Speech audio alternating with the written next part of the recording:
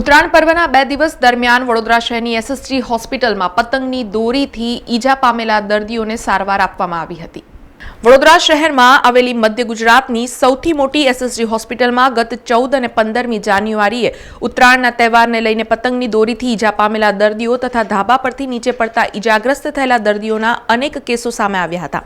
ત્યારે ઉત્તરાયણમાં ઈજાગ્રસ્ત થયેલા દર્દીઓ અને તેમને આપવામાં આવેલી સારવાર અંગે એસએસજી હોસ્પિટલના આરએમઓ ડોક્ટર હિતેન્દ્ર ચૌહાણે વધુ માહિતી આપી હતી। ઉત્તરાયણના તહેવારમાં દોરીની ઈજા તેમજ છાપરા પર ધાબા પરથી પડી જવાના કારણે ઈજાના બનાવો બનતા જ હોય છે।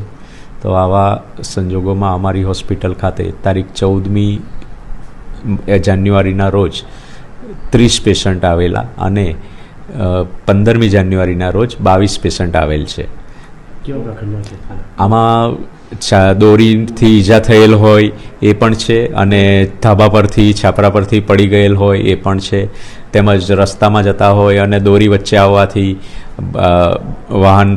વાહન પરથી પડી જવાથી ઈજા થયેલ હોય એવા પણ કેસો આવેલા છે। ગઈ એટલે 14 તારીખે ટોટલ 4 મોત છે। હા, એમાં દોરીથી પણ છે અને ધાબા પરથી પડી જવાથી પણ છે।